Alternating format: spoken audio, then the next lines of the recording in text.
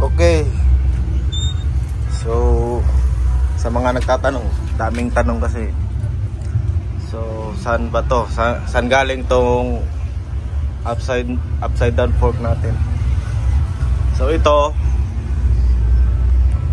galing to sa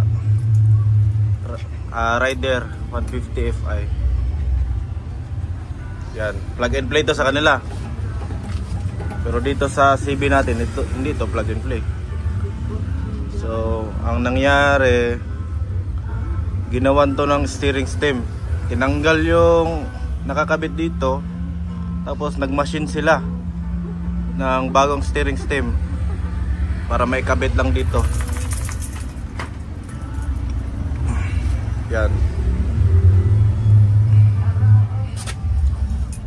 So, yung mags natin pang sniper.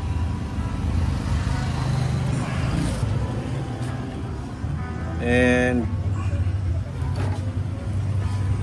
yung ano nito, mga spacer, dahil pang rider to, so yung binilhan ko na lang din ng ano, yung kit na masasalpak yung mags ng sniper. Itong mga spacer na to, yan, nabilaan yan. So ready for dual ticks to. Ito, makikita nyo, yan o, sa kabila.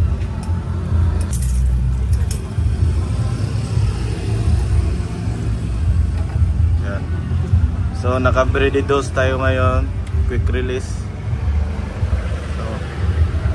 So actually kulang pa to, madami pa itong kulang. Ito need repaint pa to. Tapos palit ng mga gasket. Yan, tulad yan. Yan, kasi pinangpanda ko to dati. So yung trabaho madalian lang. Yan. Meron na akong mga gasket. So yung pagkabit na lang. Tapos yung chassis natin, need repaint din yan. Kulang pa ng repaint. Tsaka itong ano natin, itong putris natin, Genma for Rider 150 Fi. Yan siya. So ito pang sniper. Ito yung sa dati kong ano, shift rod. Kinabit ko para hindi sumabit dito. And yung swing arm natin pang rider din to. So dinugtungan ko lang kasi hanggang dito lang siya. Dinugtungan ko para mahaba yung wheelbase, para medyo okay siya tingnan. Hindi siya punggok.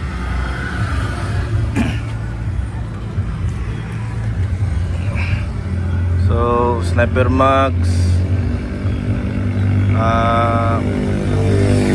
Bumili din ako ng kit, yung mga spacer para makabit to. So minodify ko na lang ng konti para ma-straight ko, sa ma-align ko dito. Ma-align ko yan. So yung monoshock natin, OKM, merong rebound setting and preload. Yan. Yan, kailangan natin yan para ma-set up natin yung gusto nating galaw ng monoshock natin. So yun lang. So ito, kinabit ko din yung caliper pangharapan to. Pangharapan yan. Kinabit ko lang dito sa likod. Trip ko lang. CB. So ito, papalitan pa natin ng ano, braided hose. Hindi ko pa nakakabit. Yun lang. Yun lang naman. Tapos dashboard.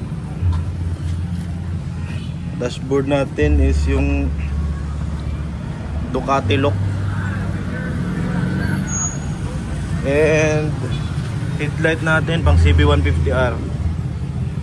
Nabit lang natin. Lang. Wala namang masyadong binago dito. Tsaka nga pala yung suspension nito, may rebound seating din siya. Hindi ko pa lang alam kung ilang clicks, pero gumagana naman. Yan lang kinaganda niya, kaya mahal siya compare doon sa nakikita mo sa Shopee. Yan. So yan. Tsaka yung repaint, candy red, tsaka dark silver. Yan. So sa repaint 3.5. Yung mags natin, bala ko pang ipa-repaint kasi naka-Repsol to dati, yung orange. Bale Repsol yung pintura ko dati sa CB ko. So ngayon baka i-dark silver ko o i-candy red ko, or mas maganda siguro dark silver din. Yan. So yung elbow ko need ko pang palitan kasi parang may sakit eh, namamaga, tapos payat, maga ulit. So yung price ng suspension natin, nakuha ko siya ng 18.5. Tapos ito, in-order ko lang din to sa tao lang to sa Facebook. 15,000. Ito, assembly. Ewan ko kung urig daw to urig Honda, kaya mahal. Pero may nakikita na ako ngayon sa Shopee, kung gusto nyo magkabit, mas mura siya. Tapos ano pa, yun lang naman. Yung ignition, yung ano pala ito, yung susi niya, wala na tong susian kasi naka keyless na to Bale pinipindot ko na lang dito sa remote para mapagana natin yung ignition niya. So ngayon hindi ko pa mapagana kasi hindi pa nakakabit yung battery, hindi ko pa kinabit. So madami pa tayong additional sa ano natin. Tulad nito, additional ba to? Mga 1.6 yung set, harap at likod. Tsaka ano ba? Kaya sa mga nagtatanong kung saan ito mabibili, sa Arcris Moto Parts ko ito binili. Ito, halong kating ko pa kung sino yung nabilang ko, nakalimutan ko na. Basta yung galing kay Arcris Moto Parts, ito yung caliper natin, disc, itong front fender,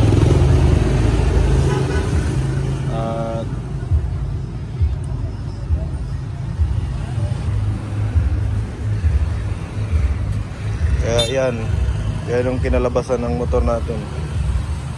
Baka magka-budget tayo, palitan natin ng aluminum tong swing arm, yung parang sa R6.